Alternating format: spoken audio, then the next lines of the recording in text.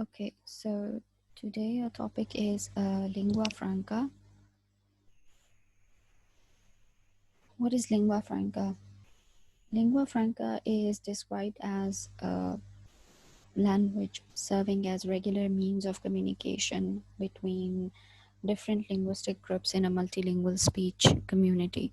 So, for instance, in Pakistan, Urdu is considered as a lingua franca because we know that and we expect people to speak in Urdu. If two people who are speaking two different languages and they know that uh, the both the speakers speak two different languages from one another, then they try to switch to lingua franca. Every multilingual speech community has some one lingua franca which is considered as a lingua franca as a regular means of communication. So uh, whenever there are people sitting from or coming from different regions, it's not necessary that all of the speakers are going to be communicating in in from the same community. So for instance, if we go somewhere, or if we believe that there is some kind of conference in which different people from different countries are invited and they all speak different languages, then we always try to switch towards English because we consider English as a lingua franca. So it depends and it varies from community to community because a lingua franca over here is going to be different, and lingua franca in another community is going to be different. Um, Lingua franca is a language used for communication between people whose first language differ, though it a first language in a sense that uh, like for instance, if there's a Pashto speaker or a French speaker, so their first language differs because uh, there's, or for example, Hinko speaker, so they know that someone cannot comprehend uh,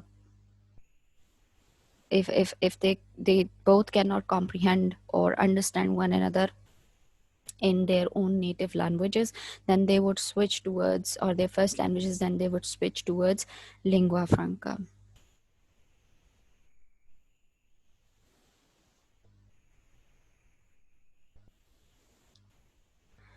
Okay. um, Lingua franca is in some countries, lingua franca is an official language or a national language, and it is sometimes used as a national language, or it is used an official language. It is considered a national language because we expect everyone to know that language, we expect everyone to understand that language. That is why we consider it as a national language. However, in some countries, the national language and official language is the same, then the lingua franca is the official as well as the national language. But if in some countries the national and the official language varies, then lingua franca will also vary. That is, it would be either the national language or it will be the official language. uh, so for example, in um, uh, lingua franca has in Pakistan, let's suppose we have our official languages is English, right? And our national language is Urdu. So these two languages are, two different languages. Then lingua franca would vary when it comes to, considering and the use of that language. In multilingual communities, lingua franca are so useful that they may eventually displace the vernacular languages. Some countries where, for instance, the example over here is given of the Congozeri, which we have already discussed in previous lectures. So uh, certain communities where lingua franca is so important that it slowly and gradually displaces the vernacular languages. So or maybe you can take the example of India. Like in India, you'd see that even the people who are not educated, they can also speak in English. And the reason is that um, it's a kind of considered lingua franca, like majority of the people communicate because they have a lot of languages over there, a lot of vernacular languages. And when people come from different regions, so they try to communicate, and they mostly try to communicate in English. So you'd see that people are trying to shift from their own languages, vernacular languages, but that is not the case in India. I'm just giving you the example that that's how it works.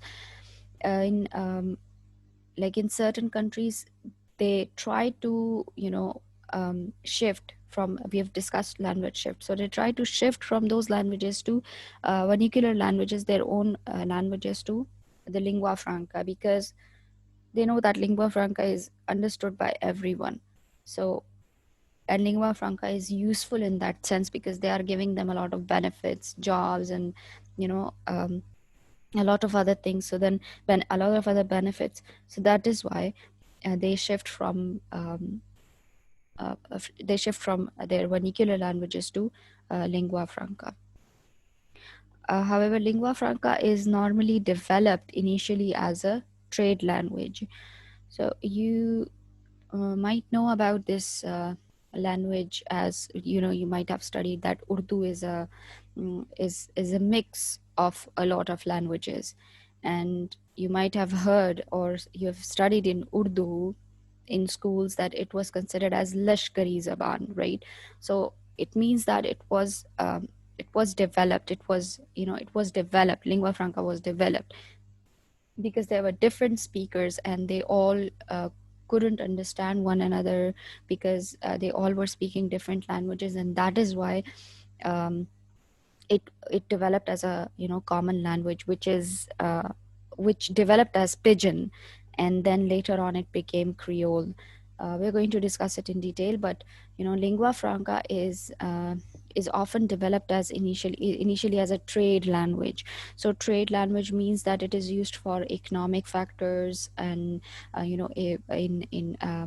big for business purposes. And then it is considered as a lingua franca because a lot of people from other regions are coming, and they know that when someone is trading, they need to know a common language. And let's suppose in Pakistan we have Urdu as a common language. So if you go to hilly areas or wherever you go, if you don't know the language of the person, you uh, speak in Urdu. And even if it's like trade or anything, you try to communicate in Urdu. So it often develops initially as a trade language. That brings us to Pidgin and Creole, as I just discussed. That Pidgin and Creole. So Pidgin is a language which has no native speaker, and Pidgin is developed as a means of communication between people who do not have a common language. So it is just developed at that at that time, in that time frame where or in that place where different people have no common language to communicate with one another.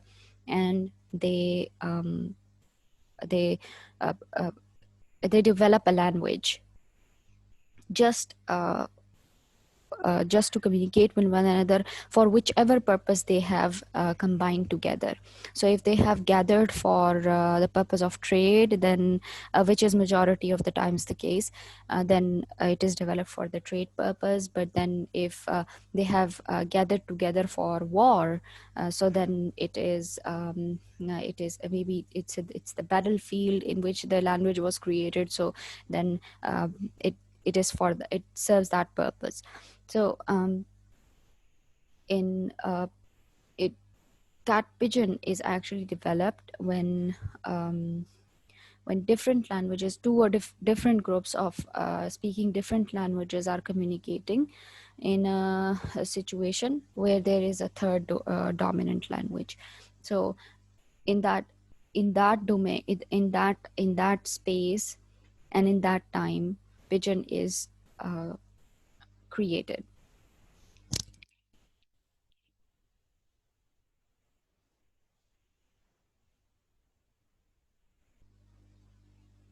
Okay.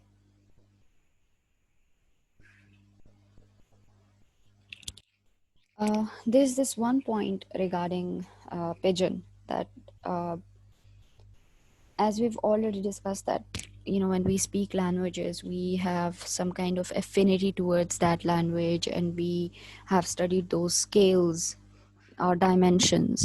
But when it comes to pigeon, there's no such thing. Like, you cannot say that it is used as a means of group identification, or you feel some affinity towards the person when they speak that language, or anything like that. There's no such thing like that when it comes to pigeon.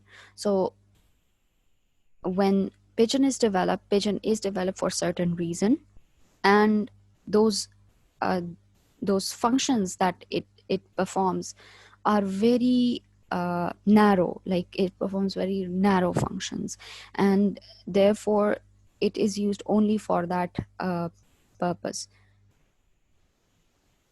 Okay. How this language is formed, like what is the structure of the language? So because it is not a complex language, it has just developed, and it has developed for just few reasons. Therefore, uh, the therefore the language that therefore its vocabulary is not that much, and it is not a very complex language. It has no complex grammatical features, um, or word formations, or inflections, etc. So it is not that complex. In like From where does the vocabulary come to form a language? Obviously, there are different languages spoken in that group where they are communicating. So if there is a prestigious language, right, that prestigious language would tend to supply more vocabulary uh, to the pigeon language. But if there is a vernacular language, then the influence of the vernacular language over the pigeon language would be grammatical. So the way the structure of the sentence is formed would be from the vernacular language. However, the vocabulary would be used from the uh, prestigious language, which is used over there. Okay. Then we have different types of, like, which languages, what do we call these? If a language is providing vocabulary to pigeon, then it is known as a lexifier, or sometimes it's called super straight language. So either it's lexifier language, or it is called super straight. If the language, any language which is influencing the grammatical structure of a language, like how the sentence is formed, or how these the tense and all that, that language is called as substrate. So you can take the example that the Papua New Guinea's language, in Papua New Guinea is a area, and you can say an island, which is called PNG. So um, in PNG, English is the lexifier language for a talk person, and this is the language, right, which is pigeon over there. So English is providing the most of the uh, words, right, vocabulary to this to the language, whereas this vernacular language is contributing to the grammatical structure, and that is why it's called substrate. So any language in pigeon which is providing the vocabulary is a lexifier or a super straight, or any language which is influencing the grammatical structure, is called as substrate. I hope it's clear. Okay. Um, uh, because pigeon is developed to serve a very narrow range of functions, therefore, it is also restricted in the domains, as I've told you that it is restricted in the domains, and its structure is simplified and its vocabulary is very simple as well. Which, for example, if it is used for the purpose of trade, then the vocabulary is more dominated towards the trade language and trade conversations, and the structure is already very simple to it's very simple.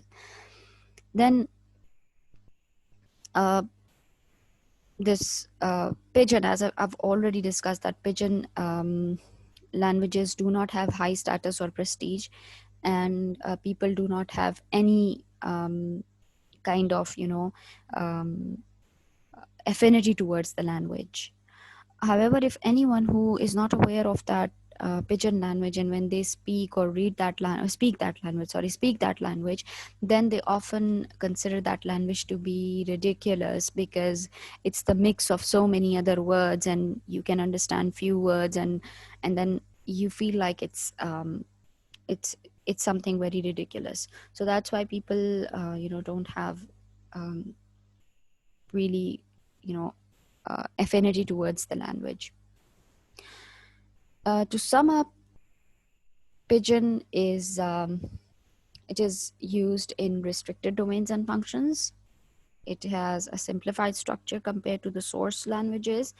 That is, source languages is like the other languages. Source languages, that is lexifier, and or superstrate or substrate languages. Those are source languages for the pigeon language, which has simplified structure. So English has a complex structure, which is the source language, but when it is taking when pigeon is taking vocabulary from that, so then it's simplified. It generally has low prestige and attracts negative attitude, especially from outsiders. Okay. Why pigeon has short life? Pigeon has short life because for some time, either it dies, right? When the purpose dies, it dies with that purpose. But if that pigeon language is, if that, let me give you example. For example, let's just take the example of an island. There was a ship on which there were people speaking multiple or different languages. Um, there they were left on an island, right? And they are living over there. A pigeon is created because they are living on the island. After some time, they are rescued. And after some time, they are rescued. And they try to, now they are all back to their own lands, and they can speak over there their own languages. They will forget about pigeon because there's no more use of that language, right? So pigeon may die, right? It has short life because sometimes pigeon develops into fully fledged language, which is called as creole. That leads us to creole, which is our next topic. A creole is a pigeon which has acquired native speakers. We've discussed in previous topic that pigeon is a language which has no native speaker, but creole is a language which has a pigeon, which has a, a native speaker. That is, pigeon has developed and it has become the native language of certain speakers. So then it becomes creole. Um, it You can say that creoles differ from pigeon in their range of functions as well, because once a language has become a native language of a person, then it means that they are using it in different domains. So this range of function increases, and with the range of functions their structure is also developed, and the attitude towards the language may also change, because you know that towards the native, if it's your native language, you have we have positive attitude towards our language. So it may happen that you have positive attitude towards the language, and obviously its structure would also develop, and its vocabulary would also develop. So creole languages develop we call the process of their development as creolization, where the language is developed, even the grammar structures, the suffixes, or the tense forms, all of these are um, properly structured, which is not the case when it comes to pigeon. So creole languages do develop ways of systematically signaling meaning, such as verb tense, and which is not the case in the pigeon language. Okay, then I've already told you that the process is called creolization, by which pigeon becomes a creole. And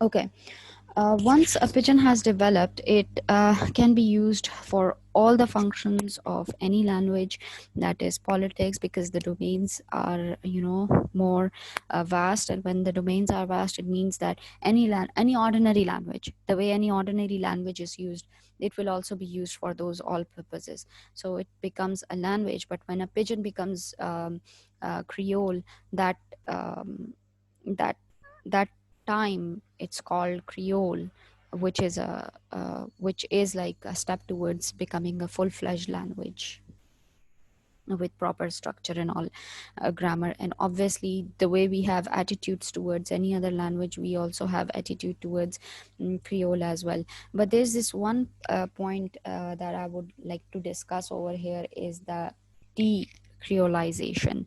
Now, when a creole is used side by side with the standard variety in a community, right, any community, for instance, there was a pigeon which changed into creole, that is, we have native speakers now, it has developed. And but there is side by side, there is a there's a standard variety, right, which is spoken in a community, where you feel like that the features of creole are changing now, and it is it is more affected by the standard variety now, wherever it is spoken. This process is described as decreolization, which means that there would be a time when this creole is mostly have terminologies or grammar structures and all from the standard variety which is spoken over there. And there would be a time where you won't be able to differentiate between the two. So we call this process as decreolization. Oh, that's it for today.